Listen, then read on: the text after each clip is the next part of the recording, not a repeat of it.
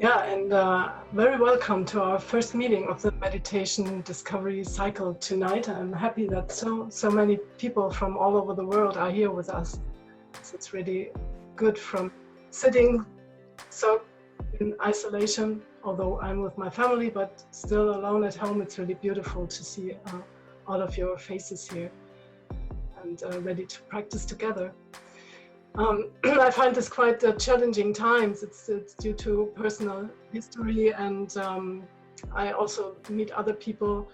I feel like the waves of fear is just moving through me, through other peoples I meet, and I realized at the second week of our lockdown that just how much my ordinary mind gets hooked up in fear again and again, and this caused my bodies to tighten up and my heart to shrink, and it's difficult to stay in touch with my spirit. And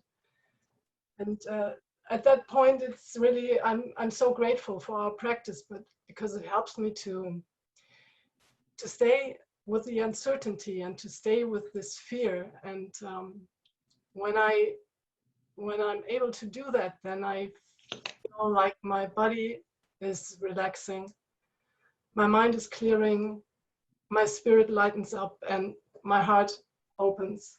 And when I meet myself in my ordinary mind, and when I meet people in the street who are backing away because they fear others right now, then I can see that how precious our practice is in these times. I think our practice is made just exactly for these times we're in right now. And so I'm really happy to be with you tonight, Miles, and with this beautiful Sangha. We're going to look into our capacities to detach and observe, just like I described, and how we can open up our hearts and connect to others, which I think is the remedy we need right now. So, Miles, please. Yeah, thank you very much, Annette. I appreciate the introduction, and I completely connect with what you're talking about. And it really is kind of, there's so much going on in this crisis right now, and sometimes the right response is actually not to meditate, to take care of what you need to take care of yourself, take care of others, take care of your life. But other times the perfect response is meditation. And today we're really we're gonna do a lot of discussion, not a lot, but we'll do a few discussions. I'll teach a little bit. We will practice together, but you're also going to go into smaller breakout groups today to connect around this topic of meditation in a time of crisis. And Annette mentioned that this is part of the meditation discovery cycle, which is a course that I'm opening up next week. Which I'll say something at the very end of this call today, but there really is this cycle. There's so many ways to look at what it means to be a human being, and one way is that's kind of simple, that's pretty easy to get, is that we are made up of 4 centers, and we have clearly a physical center, and we have a mind center.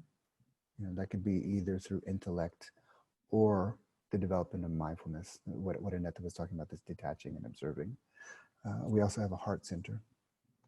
And if anything is challenged in these days, I would guess that, emotionally, our heart center is facing the crisis like nothing else. And then we have the spirit center, which paradoxically has no center. It's like the famous quote from Voltaire, that God is a circle whose center is everywhere and circumference is nowhere. So where do you put the finger? Where do you put your finger on that center? But we will call that, just for sake of discussion today, the spirit center. And for sure, this crisis is having an effect on us globally as a species and as communities, families, individuals. And it's affecting us. For sure, it's affecting us in the body. Anybody feel the effect in the body? Okay, yeah, one way or another, yeah. Take a deep breath. For sure, it's affecting our minds. You can say psychologically, or just worries, or, playing those tapes, or watching too much news or too much social media, and that it's just echoing inside of our minds. What's going on? Oh my God! Oh my God! Anybody affected mentally through this crisis? A little bit, more or less. The heart, emotionally, relationally, the heart is our relational center. Do people feel like you've been affected at all through the heart in this crisis? Yeah, good. Well, not good, but good. Good that you raise your hand. Good that you connect with that. And this next one is a trick question. There's a trick question. Does anybody feel like you've been affected spiritually?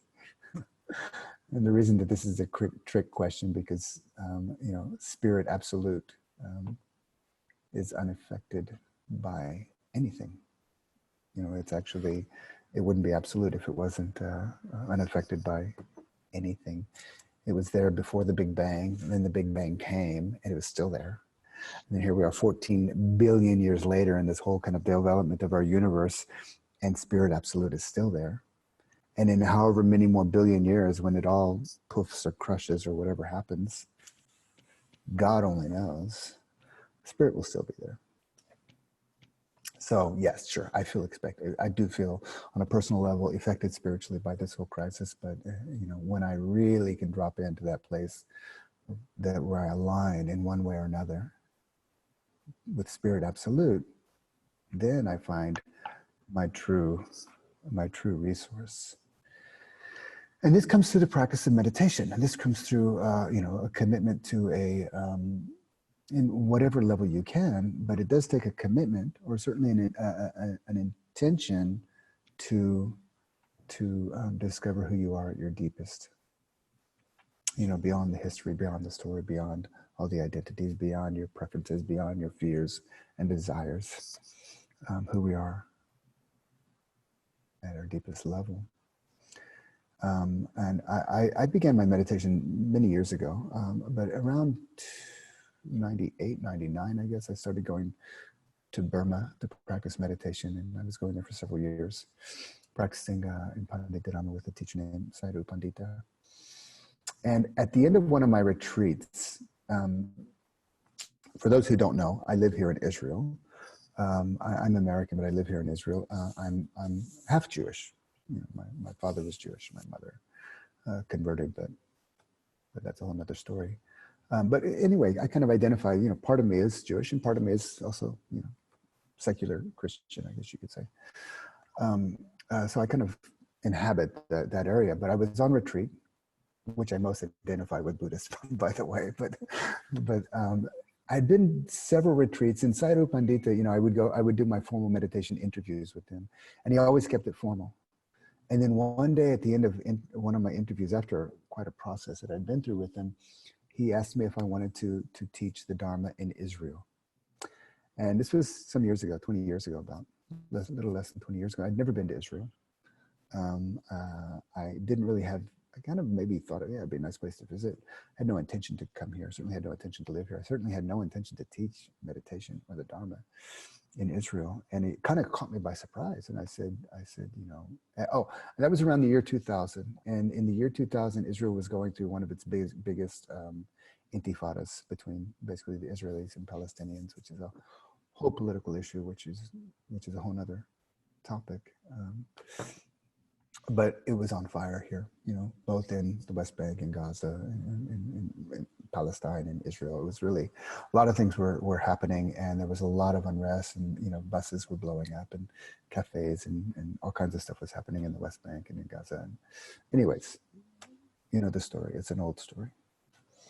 And that's when he had asked me, if I want to go teach meditation. I said, wow, first I was kind of shocked or surprised by the question. And I said, yeah, but Israel's, I don't know. It'd be tough to teach the Dharma in Israel.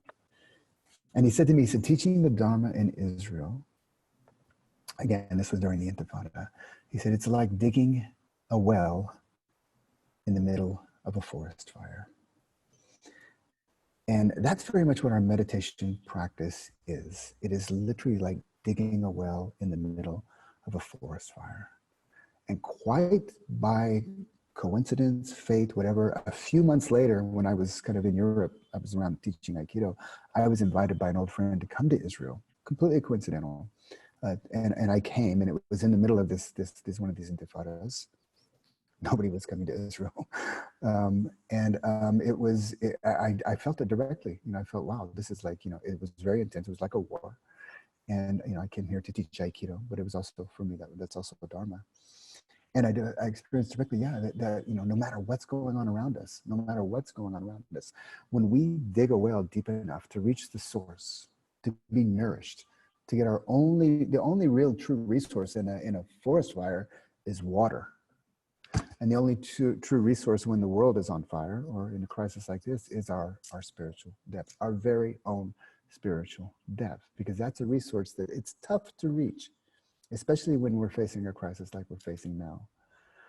But when we do, we tap it, when we access it, we are completely nourished and nurtured every moment that we dip into spirit, every moment that we get out of our limited identity and reconnect with who we are, who we always have been, who we always will be. That part of us that wasn't born when we were born some 20, 30, 40, 50, 60 years ago, whatever it was. That part of us that will not die in some 20, 30, 40, 50 years, whatever it will be. When we connect with that part, we repair at the level of spirit. Of course, spirit is never broken or damaged, but we get this kind of nourishment, this sustenance, that we go through this repair spiritually. We get this nourishment, this sustenance, where we go through this repair emotionally. We get this nourishment and sustenance where we repair mentally or psychologically. And we certainly get this nourishment and sustenance where we repair physically. And that's what this whole call is about, is how to kind of tap into that spiritual resource. Now, it is our true nature, but being born as separate human beings has disconnected us from. That's our normal psychological development, for better and worse, which is super, super essential and important as a human being, is the very thing that disconnects us from spirit. So we go through this kind of development through our life, and that's not really what this call is about, but that's something super important, to become healthy, happy, mature, functional human beings. But at the same time, we move away from spirit. And now there's a religio, a kind of a linking back to spirit that we also need to do, especially in times of crisis. It's much better to practice meditation when the cosmic shit is not hitting the fan. And even then, it's hell. You sit down, you meditate, 20-minute meditation, and the bees and mosquitoes or whatever, it's all happening. It can be quite difficult. It can be quite like a crisis. And yet we practice. We learn the two spiritual competencies, which we're going to work on tonight. The two incredibly valuable and important spiritual competencies. One is the ability to detach from experience.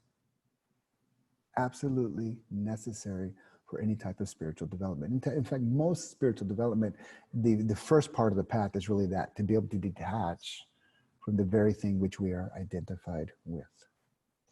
When we're identified, let's say, our normal kind of average ego identification, good. Some days good, sometimes bad, ups and downs, and we all go through our stuff. God bless us all. But when we're just kind of going along normally, that's all fine and okay. But then when we hit a crisis like this, that system goes under a tremendous amount of pressure and takes on a tremendous amount of stress. If we don't have the ability to detach from that, to really kind of take sense of self, at first person sense of self, and really put it in third person, the simple move of detaching and observing yourself. If we don't have that ability, then this stress is going to continue to build up, and can be very kind of unhealthy in a long-term process. But with the simple ability to detach and observe, it helps us to release. Now, there are many ways to release stress. Today, we're just looking at, this move of mindfulness, where whatever's coming up in our system, that there's a part of our mind, mindfulness, that can observe what's arising in the system. That whatever's arising in our experience can be taken as an object. Well, that's the first competency that we're going to look at tonight. Whatever's arising in our experience can be taken as an object. That means we can detach from it and we can observe it. If I be more concrete, when you're feeling emotionally stressed, which is quite normal today, just 15 minutes ago, when you're feeling emotionally stressed, just take a breath and detach and observe the tightness in the chest, observe the sweat in the forehead, observe the shortness of breath, observe whatever the shoulders are, whatever. The ability to detach and observe that is a very, very important skill to develop, and it is a spiritual competency. Detaching and observing. In other words, being mindful of what's arising in your experience. When we're not mindful, we are the experiencer, for better and worse. Sometimes it's great. Some experiences like, yeah, let me experience that more. But other experiences like, no, I don't want to experience that anymore. When we practice mindfulness, we need to have the ability to detach and observe from both of those types of experience. Pleasant experiences, unpleasant experiences, and even neutral experiences. Unflavored water, it's neutral, it's a little bit cold. So it's kind of on the whatever. It'll be on one of those two sides. But we need to have the ability to detach and observe. In spiritual traditions, this is called the path of liberation. As we detach and observe, we go through a process of purification. Just by being mindful of the breath, just by being mindful of sensations in the body, just by being mindful of what's arising in the mind, automatically it triggers off certain defense mechanisms in the ego structure. And these are all normal psychological defense mechanisms that everybody has usually, and that they just become intensified when you start to practice mindfulness, especially when you start to practice mindfulness-based meditation, which means you're combining mindfulness with concentration and intention. So when these triggers come up, when these defense mechanisms comes up, we just do the practice to detach and observe, and that takes us through a process of purification where our identity gradually moves from being identified as a self who's kind of experiencing all the wonderfulness of life, or as a self who's going through a bloody crisis right now. We create the ability to detach and observe and identify more with pure spirit that can observe and tend to and repair and heal and hold and embrace the sense of self. Competency number one, or spiritual competency number one, which is the ability to witness or even dissolve by witnessing the witness, collapsing the witness, but I won't go too much into that right now. Spiritual competency number two is their ability to open our hearts and not detach, but open our hearts and embrace the whole catastrophe, as Zorba the Greek said. We're going to look at the second competency a little bit later in the call today, but this first one I want to actually work with is kind of the ability to detach and observe. So, does that make sense, everybody? Yes? No? Yeah? I'm not trying to be condescending or simplistic, but just to kind of make sure that we're organizing around the same understanding. Right now, we're just talking about the ability to detach and observe. So what I want to do before we meditate, I actually want to share. I want to go into little groups, and I want to share with one simple question. In the past day, week, 2 weeks, I guess for most of us it's 2 weeks, some of us it's even longer. Where have you found that you got caught? That you were identified so much that you kind of got caught, and only later you realize, oh wow, that's not healthy. It's super stressful. It's like, oh, it can be anything. It can be around your work, your finances, your family, if you're in a family with everybody at home, it can be a lot of, caught every 5 minutes you get caught. A relationship or your own identity. Where have you personally gotten caught where you felt that, I was identified and I lost the ability to detach and observe, and you look back and you think, wow, I didn't handle that in the most skillful way. That could be with others or just with yourself. I see what I'm doing to myself these days. I'm like, okay, hang on. I need to take a break. Okay. 9 minutes, everybody. Okay, the breakout rooms are open now. Enjoy your session. Great. Welcome back, everybody. How was the breakout, the sharing? I guess that this is one of those moments where we really are all in the same boat. So, we got a lot to talk about. Would somebody like to, let's do a quick harvest, maybe 2, maybe 3 people, depending on the time. Would somebody like to share? You can raise your hand physically and we'll open your mic, or electronically is best by pressing the participants button at the bottom, and then you'll have a window open on the side with the chat button on the bottom.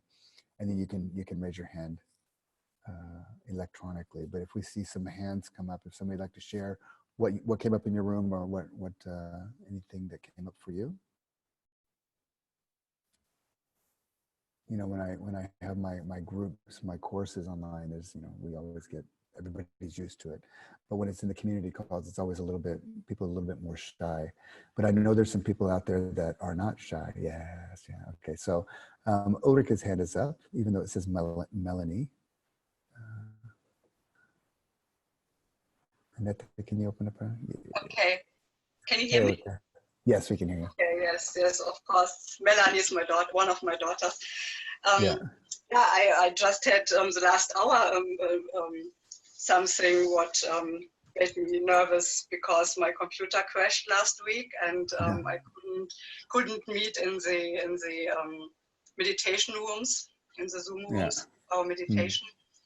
And we just started to work out that I can use Martin's computer, and it really didn't work so good. And I just came in the last minute, and I noticed that made me really nervous because it's very very helpful to meet together, and I really wanted to be with everybody together. So it was really interesting how nervous that made me. Well, it's funny. I have a dual feeling right now. I'm more appreciative of technology. I mean, I do appreciate technology, but I know it can go too far. But I'm so appreciative of technology right now, that we can connect like this, and at the same time, very dependent on it. I actually went by the computer store the other day, and their lab's closed. If this breaks down, I'm like, I don't know what I'm going to do. I have some other option. But and I had another. Shall I tell something more? Can you do quickly? Because we have two more hands up. Oh no, I need too much time, then it's okay. Okay, all right, great, okay, thanks a lot. Miriam Fisher. Yeah, hi. Hey, Miriam. In our group, we kind of recognize that we are also starting to get less patient, to become less patient with a lot of things. But in general, we were also quite happy to see that we're in a community like this, and that we can always relate to each other. That's so great. Yeah, beautiful. Yeah, thank you. Thanks, Miriam. And Susanne, Ines Koch. Hello. Yeah, I just joined in. I just joined in last time because it was the free meditation invitation via email. Yeah, great. So it's my second time here. And basically, my group, we've been talking about how we're trying to cope with this time through our meditation and through joining others in a virtual dojo or virtual meditation. Also, how we're not identical with our thoughts, and like letting them pass by or not identifying with them. And I personally have some difficulties with bad thoughts that come again, and then to be aware that even though I have them very often, I'm not identical with them. So I mentioned that, and the others focused on staying in movement, like always moving, like in Aikido, just using this energy and letting pause. But like, I think I have to practice this a bit in order to to get used to it, or to get a real capacity. Yeah. So beautiful. That's great. Yeah, thank you so much. You know, and you're talking about Aikido. The Aikido, one of the core principles of Aikido is flow. Is to always be in this kind of flow where you're not fixated anywhere, and it's just a beautiful kind of, you know, it's a very specific martial art, but it's a beautiful physical metaphor for how we get caught. When we get caught in our minds, you know, in one sense, we have to take a stand. You know, I am this, I am that, I have this profession, I have this family. You know, we do take stands, but at the same time, we get fixated in those stands. And the moment we get mentally fixated, or maybe the next moment, or the next one after that, it's just a matter of time. But we will suffer, and that was the whole, you know, teaching of the Buddha. In fact, it was the first noble truth, which is, you know, it's the truth of suffering, and that needs to be accepted. It's not that suffering is 100% 24/7 of our life. It's not, but that our practice relationship to this basic universal truth, that because we're born as human beings with a body, we're going to go through physical, mental, challenging times, that is a fundamental truth. And the ego, part of our egoic mechanism, is to not really want to accept that. And that's the solidification of our identity. And our job as meditators is just simply to detach and observe. Detach and observe. We're not trying to make that go away. We're not trying to, there's lots of exercises where you can practice, and, you know, especially therapeutic exercise, where you strongly identify or you disidentify, all these great things.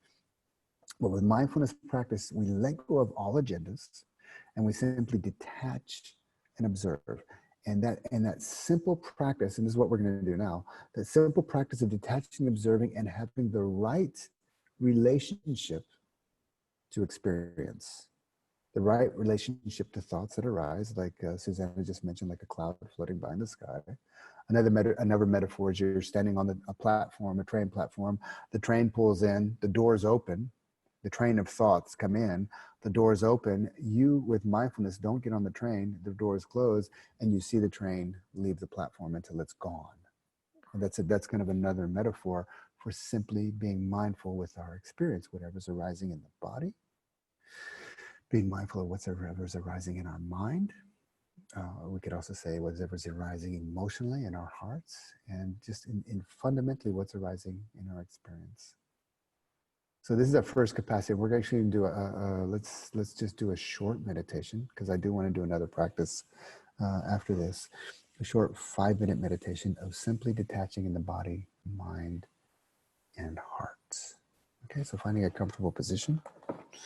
We'll do another meditation at the end of this call, but this is a 60-minute call today, so I want to kind of move through this. Annette, I still hear a couple of microphones open. If you could close those, it'd be great. And there we go. Finding a comfortable positions, you can practice with your eyes open, your eyes closed as you like. Mindfulness practice when in meditation is fundamentally an interior practice. Being mindful of what's happening on the outside is important. But when we meditate, we turn in. If you want to close the eyes, it's closing that sense door, so there's fewer distractions. Just take a moment and be mindful of the body, and knowing that as you're paying attention with loving awareness of what's arising in the body, the sensations, it might be pleasant, it might be unpleasant, but as you're able to detach and observe that, you're being mindful and allowing it to be as it is, with no agenda. Should pleasant feelings come up, pleasant sensations, just simply be mindful of them. Unpleasant sensations, without trying to manipulate or change, be mindful of that.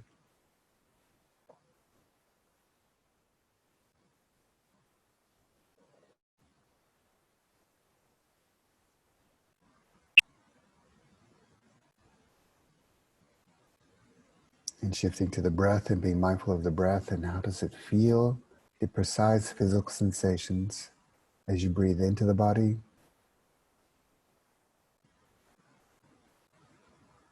And being mindful of the precise physical sensations as you breathe out of the body.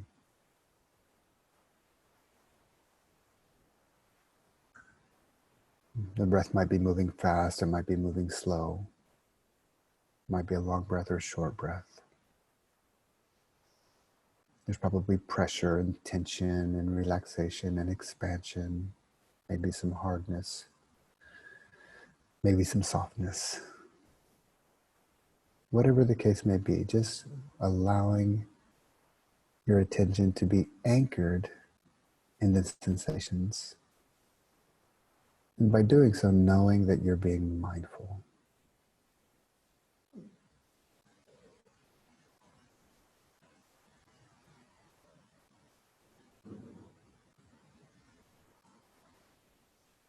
And also knowing that growth, process, development only happens in the present moment with awareness, with mindfulness.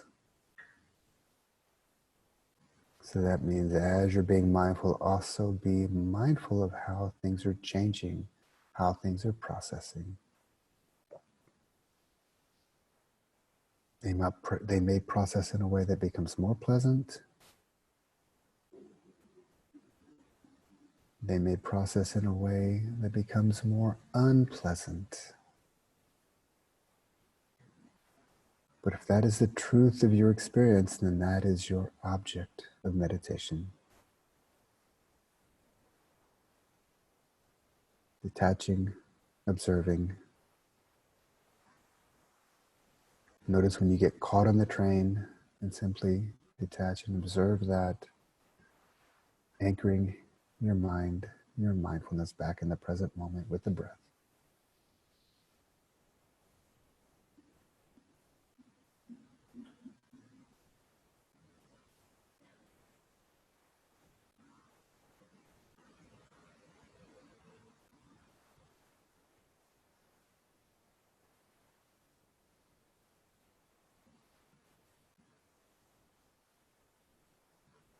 And noticing by simply shifting your attention to the mind, noticing the state of the mind.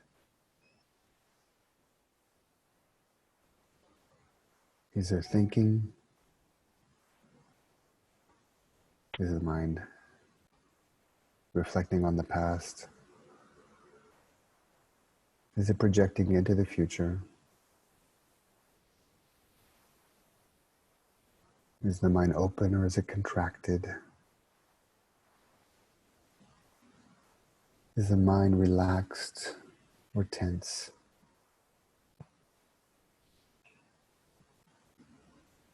Is there calmness or is there fear? Whatever the case, simply using this miraculous ability to detach and observe. Observe the state of the mind. Be with full acceptance of whatever's arising, with no manipulation, and continue to be mindful.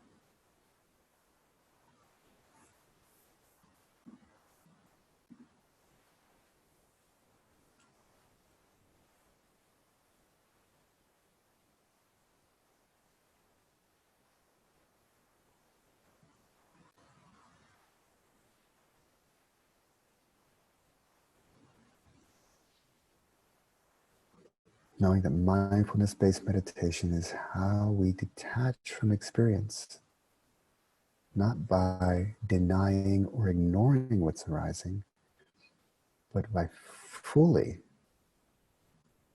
being and being with.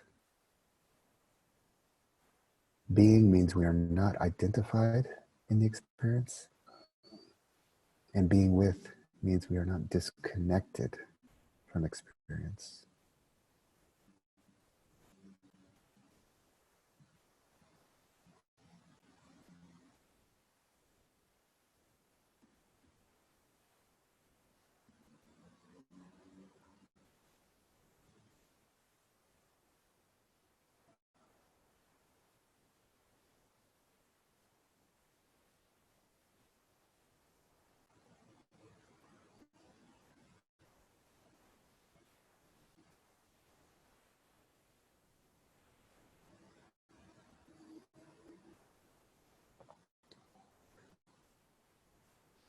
Feel the breath.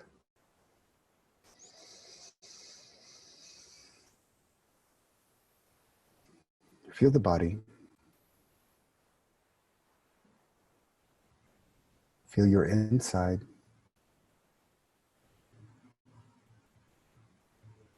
And as we slowly open our eyes, feel the space on the outside.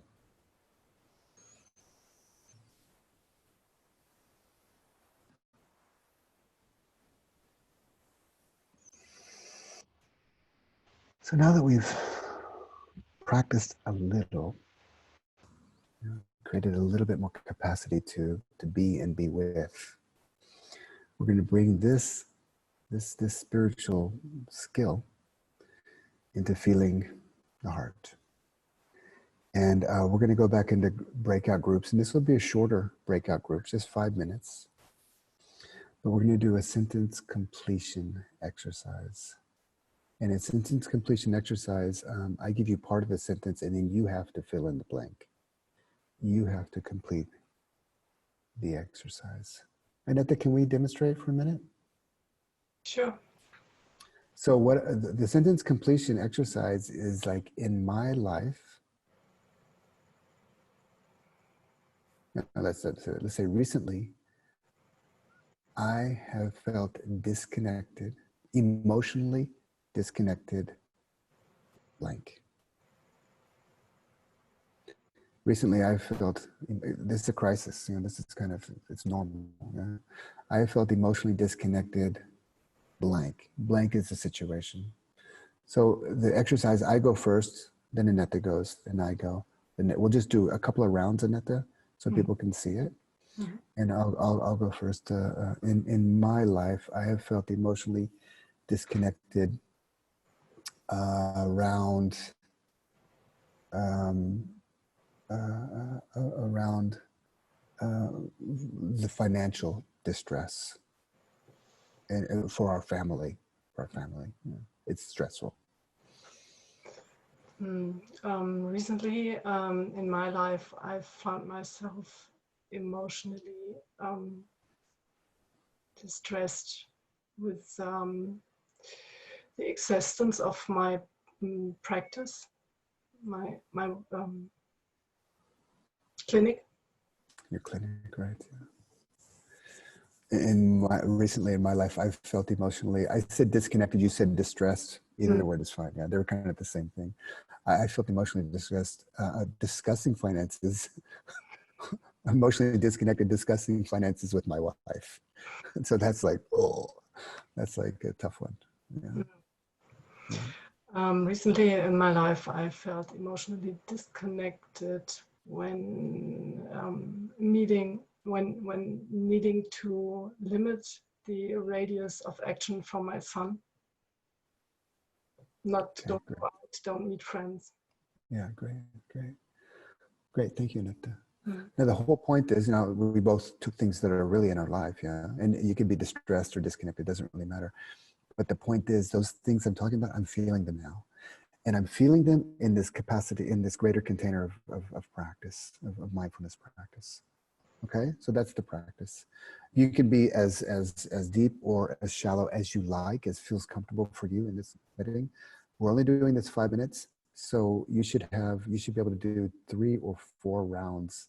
Are we still in groups of 3, Netta? Groups of 3, yes. Okay. So let's do this for 5 minutes, and then we'll come back. Yeah. Okay, great. Welcome back, everybody. How was that? You starting to feel a little bit more into? Yeah, I'm sure we're all. I have no doubt that everybody's feeling this situation these days. But the question is, do we, to bring that quality of awareness, bring that quality of mindfulness, to bring that place where we in a way, we have one foot in the crisis and one foot in the absolute, where we can actually learn, and that tension is really, it's kind of a healthy tension. The tendency is to collapse down into our issues, our fixations. God bless us all.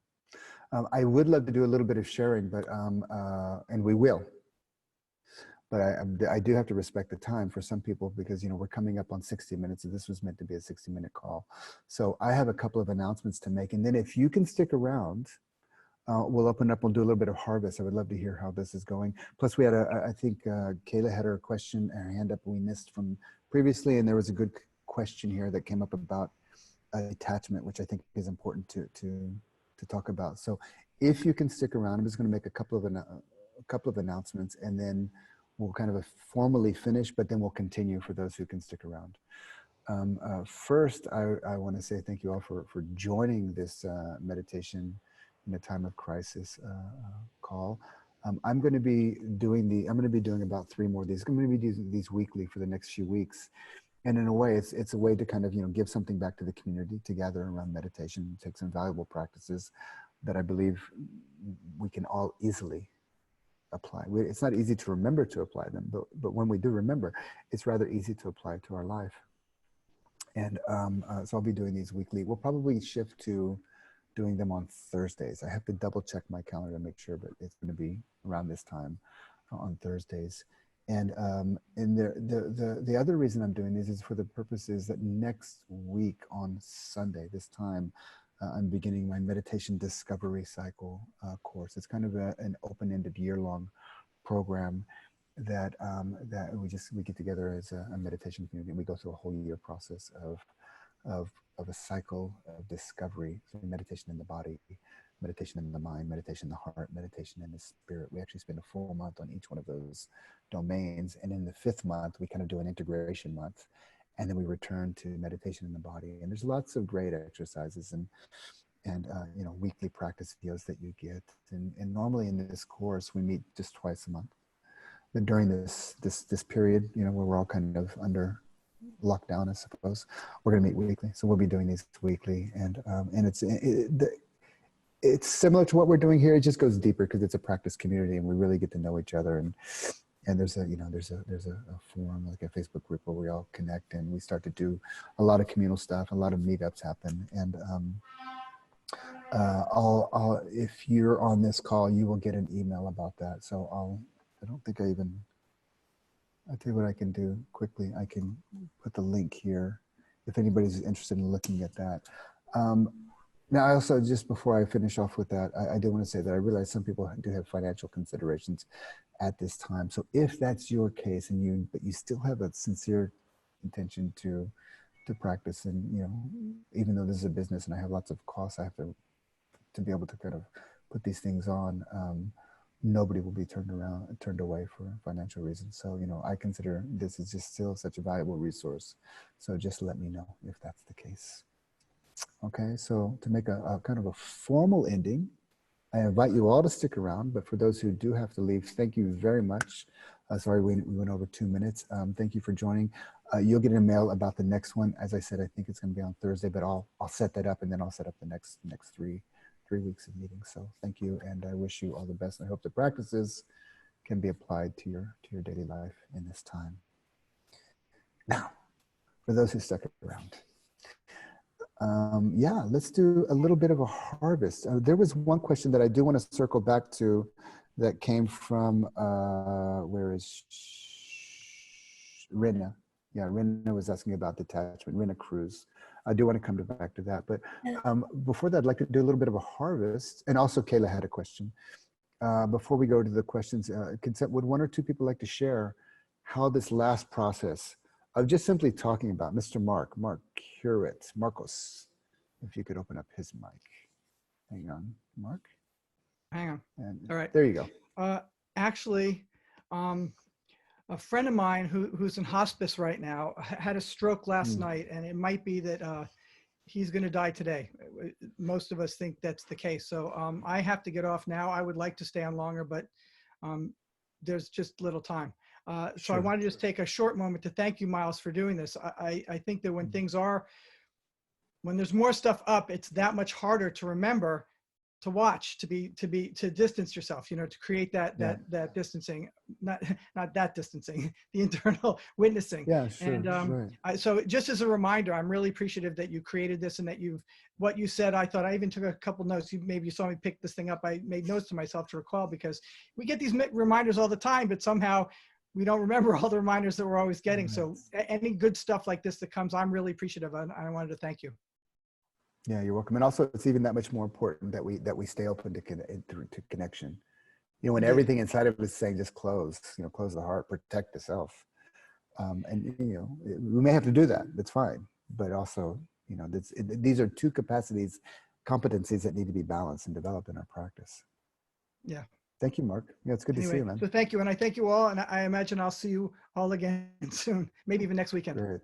Great. Thanks, Mark, and good luck. Okay. Good luck with everything. Would somebody else like to share from, Kayla's got her hand up. So why don't we go to Kayla since we missed her last time. Unmuted. Hey, Kayla. Hi. Hey. First, again, I want to thank you, Miles, for offering such a beautiful community and skills for all of us around the world. Thank you. I have felt very centered and big in this pandemic. I've really been aware of my gratitude for years of meditation and Aikido, and that I've found that these two practices, Aikido and meditation, have just been incredible support to myself, my family, and my dojo. And the practice of coming together in our virtual dojo has been absolutely amazing and joyful. And for myself, my dojo community has just bonded over this. So I think mostly my share is just the incredible gratitude for O-Sensei, for Buddha, for our practices and the skills that we've all been honing for so many years. And something like this brings to heart and mind how valuable these are. So yeah, thank you, Miles. Thank you so much for your love and your generosity to the community. Yeah, you're very welcome, Kayla, and thank you for yours. I mentioned this in the Aikido call we did a couple of weeks ago, but I guess everybody gets it now because everybody's connecting through technology, through Zoom. But first, there's kind of a barrier that many people go through before they do this stuff. They think, no, it's online, it's not in person, it's impersonal. But there is something called a digital intimacy. You call it whatever you want. I call it digital intimacy. And these calls can be incredibly deep. And it's such a beautiful way to actually connect with people, especially, when it's really intentional context. I do these with my daughter in her kindergarten as well. So we're singing songs and playing games and stuff like that. It's a little bit different, but still the connection is real. So that's really beautiful that you. There's something about the fact that we're in real time and we're all over the world, but at the same moment we're together. We're talking together at the same moment. That's very bonding and beautiful. Super powerful. Yeah, that's beautiful. Yeah, thank you, Kayla. Yeah, great. Would anybody else like to share? Rina Cruz had a question, but if somebody wants to share like a harvest from your last exercise. Brandy. Hey, Brandy. Yes. Yeah, I think your mic's open. Yeah. Yep. Hi, Miles. Thank you for doing this. I've lurked on the edge of your world for a long time now, and I appreciate being able to talk to you now. So that's great. Welcome. Hi, nice to meet you. I had a bit of an epiphany when we went into the last breakout. I was with Kayla, who we live in the same area. We hang out with the same people. We've never met before. And she mentioned that within this crisis, she's feeling more connected than disconnected. And just by her saying that made me realize, yeah, me too. It's brought, and I'm really tired of the silver lining around it all the time, but today it's important for me to kind of speak out loud that this crisis has put the kind of the pressure into having me understand that I'm always connected in that bigger spiritual way. And I don't know that I've ever, until Kayla mentioned this, I don't know that I've ever really felt the bigness of that. So I just wanted to speak it out to bring it into reality. Yeah, beautiful. Yeah, thank you for presencing that. I appreciate it. Yeah. And nice to connect. Yeah, Annette, you want to say something? Yeah, Joanna Finch had her hand up. Okay, Joanna? Okay. Joanna? Oh, yes. Now we hear you. Okay. I just want to say thank you so much for inviting us all here and to be together. It is really incredible to be part of this big community. I noticed a few things came up in the last share that, you know, I could feel it in my body, and I've been kind of in denial because I'm feeling quite positive. I've only been doing really positive things with my community, with myself, sending out positive messages. I have a pretty strong practice and a pretty strong way of connecting. I use my voice. I use physical embodiment to release all sorts of anything, happiness, tension, whatever it is. But the one thing that's been troubling me that I can't even get close to because I want to cry when I think about my mother's 95 and she's in lockdown in Victoria, which is about a 3-hour drive away from here. And I'm not allowed to go see her. I can't go see her, but I think maybe I could go and just play my instruments outside her window. Maybe I could live in my van down there. But I'm thinking, I don't know if it's possible. It's like, am I breaking the rules to be out in public? When I'm supposed to be staying home. Like, who gets to go out and who gets to stay home? When my mother's 95 and she might die during this, she's got respiratory problems. Yeah.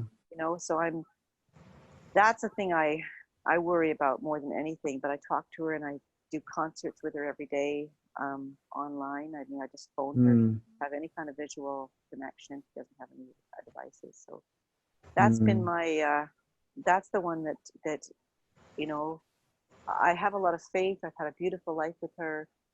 And, you know, I could just let her go. I could just say, well, if she goes now, that's okay. But it's not. It's just not okay. I don't want her to go during this time. I want her to see her granddaughter again. And anyway, that's good. I've heard this exact same story from several of my friends and also my mother. But my mother and my sister live in the same house, although they're social distancing because they just returned back to Hawaii where they live. But I've heard this from so many people. And what's your mother's name? Audrey Finch. Yeah, but you're connecting with her daily, huh? Pretty much everybody is, yeah. And my granddaughter's name is Ren Audrey, so she's named after her too. So she wants to stay alive to see Ren again. Yeah, of course. Yeah. Well, my intention was to finish off with some metta today, which we will do if people can stick around. I still want to take Rena's question, but when we do the metta practice, maybe we can radiate a little bit towards Audrey as well. Thank you. Which is really, you know, when it comes to your heart, it purifies on both sides. So, yeah, thank you, Joanna. Thank you very much. Yeah, you're welcome. Ren, are you still there? Yes, I am. Yeah. Hi. How are you? I'm well, thank you. Thank you, Miles. Thank you, everyone. Yeah, you had a great question. Yes. Well, my question is about detachment, and sometimes we take away certain things from certain words, and detachment can mean different things to different people. Absolutely. So I just want to clarify a little bit more about detachment, and from what I gather is that it's not removing ourselves from the experience that's happening now, but there's a sense of detachment that I feel when I meditate that's still connected but not attached. That's right. It's a weird place, but it's just when in meditation, when I am connected, I feel there's a wider part of me, a more open part of me that can be there without experience, but and be connected but not attached. So is that what detachment mean? the words are confusing, but like. Yeah. I mean, in a way, in spirituality, the words attachment and detachment have a slightly different meaning than they do, for example, in psychology. You know, so like you say, it has many different meanings. I won't even go into that just for a time right now. But that detachment can have a dual. It can be really, really denial type of thing, ignoring or disconnecting. But that's not what we mean in meditation. What it does mean, it means getting out of the identification. That's why I say being and being with. You know, for you to, you said you meditate and you have a greater sense of feeling the world around you. You said something like that, right? Yeah. Yeah. And now, as long as our limited sense of self are involved in egos, there's not to imply there's anything wrong with the ego. You know, we need a good ego, but whatever, we need a healthy ego. But when we're fixated around something and we're involved with that, we're completely identified with that. That's the very thing that prevents us from feeling the greater whole. Yeah. So when we detach, we're talking about getting out of this one way or another. Mindfulness simply lifts off from the fixation and is able to observe the fixation as a part of our experience. It's something that's arising in my experience. And what happens when we forget to be mindful, zoop, we're just back in that fixation. And that limited sense of self, I might have space for me and mine, my kids, my wife, my whatever. I might have space for that, unless I'm really stressed. But I don't have space for any others, certainly for feeling the world. So when I'm able to detach from that and observe it as an experience, then I actually have much more spaciousness. Yeah. So it's quite literally what you said. If we even put the somatics to the side, that feeling that you have when you go into, when the meditation, let's say, is working, you drop in, and there's a greater sense of connection with the world around you. Mm-hmm. That comes from mindfulness, which is the capacity to detach and observe, or the capacity to simply witness what's arising. And what we're witnessing is all that stuff that's happening out there, but also all the stuff that's happening in here. Because without that capacity to witness, we get triggered and we're off to the races. We ride that train, or we ride that thought.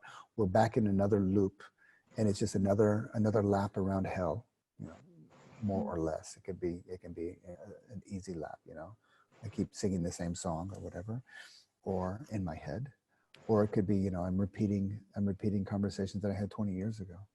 Yeah. And just kind of going on. So that's what we really need to do. And from a neuroscience perspective, the only way to rewire the brain is with mindfulness. And as we learn to detach from those, we all have some bad habits of the mind. And also our neurological structures are set up to reinforce the bad habits, reinforce the neurological structures, and the neurological structures reinforce the bad habits. So it's really kind of a closed loop. But by creating that capacity to detach and observe, we stop fueling the bad habits. We stop exercising the bad habits are somehow connected with our neurological makeup. And then those bad habits in the mind will also start to kind of weaken to the point where they actually become rather weak, and then new habits are created. And that's how we learn how to kind of, in Buddhism, they say to shape the mind. But in neuroscience, it's called neuroplasticity. We actually learned, we use the mind to change the brain, which in turn changes the mind. So we change negative reinforcement to more positive reinforcements. And that's that simple mindfulness move, to detach and observe. You can say create the witness, create the observer, to get out of the identification, but not to disconnect.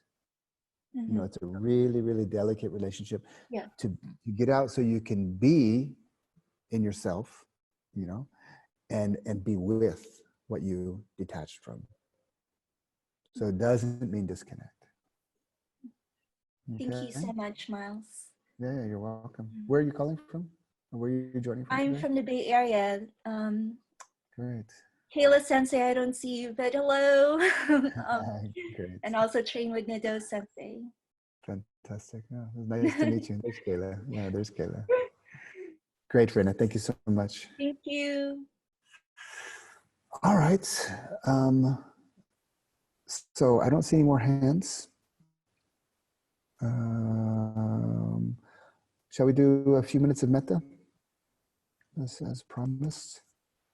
And think of Joanna's mother. I'll think of my mother. Think of somebody who's there, out there somewhere, who maybe is not getting as much support as they usually get. Think of somebody in here that's maybe not getting enough support as we usually get. And the practice of metta, it always starts with ourselves. You know, we radiate loving kindness, loving awareness, caring, compassion, first towards ourselves with a deep breath. And then we let that radiate outwards towards others. So we'll do a short metta meditation and finish off. So eyes closed. And take a moment and feel your body, mind, heart, and spirit. And we'll do this exercise. For those who have done it, you can follow along or do your own metta. It doesn't matter. For those who like to join me, we're going to recite 3 lines, 4, maybe 5 times. And the first one is towards the self. I'll say it first and give you some space to say it inwardly to yourself or even outwardly. May I be free from physical harm.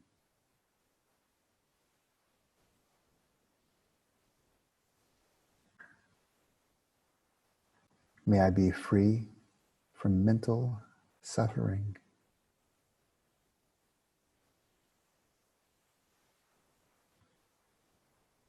May I be well and happy.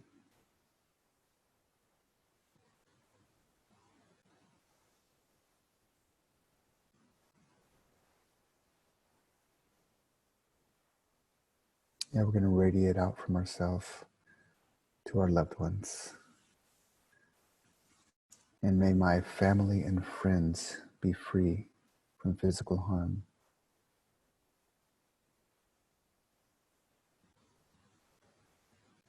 May my family and friends be free from mental suffering.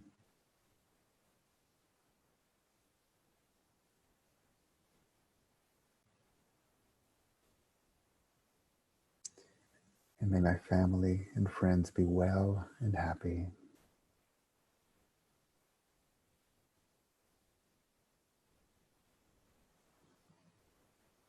Now we're going to radiate a little bit more outward towards all the people out there that are not necessarily close and near and dear to us, somehow neutral, but also facing this crisis. May everyone in this crisis be free from physical harm.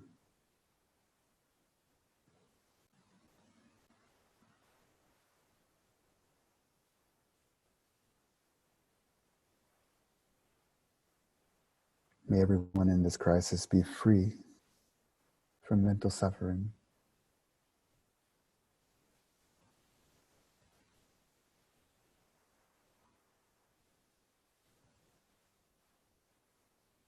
May everyone in this crisis be well and happy.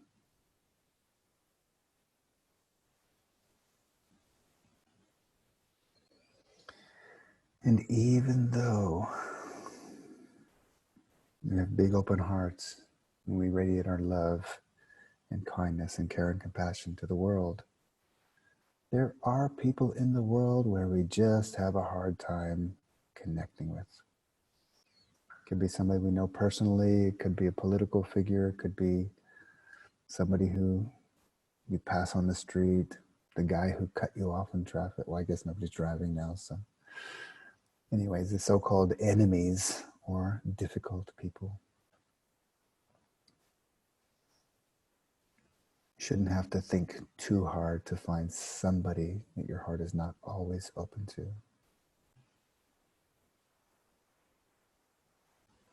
May they be free from physical harm.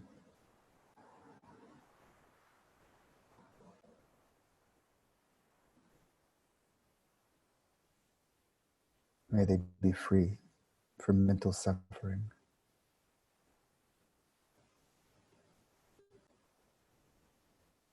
May they be well and happy.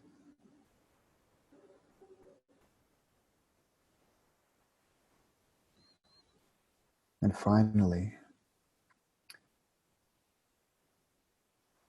least we forget, as if we could forget, that there are people who are actually sick and suffering, not just with COVID-19 and coronavirus, but other ailments. Let's hold them in our hearts. May all those being affected by this crisis be free from physical harm.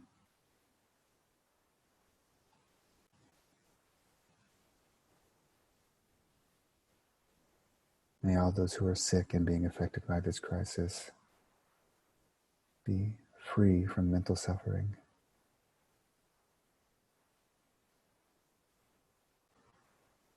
And may all those people who are sick and being affected by this crisis, may they all be well and happy.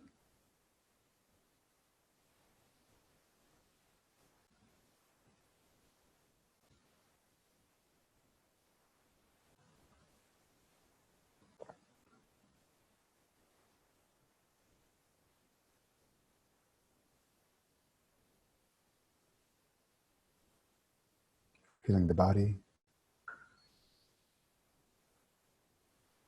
feeling the breath,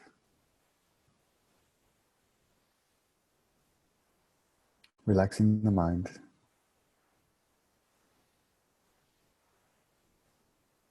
and feeling the heart.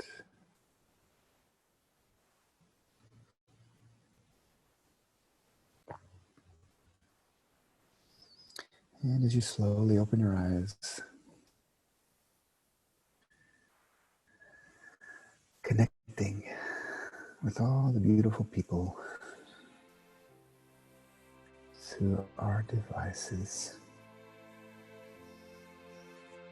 All those responsible people who are properly socially distancing, and yet with digital intimacy, we are connected. Okay, everybody, so thank you all very much for joining this call.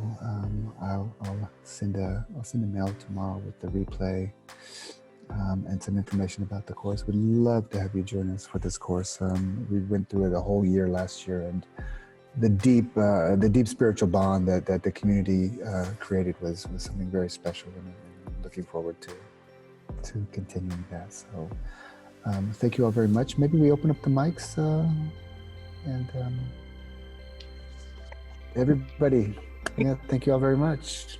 Thank you. Thank you. Bye. Bye-bye. Thank you, everyone. Thank you. All right, everybody. Bye, all the best. Yes, Minasai. Yes, a minute side. Take care.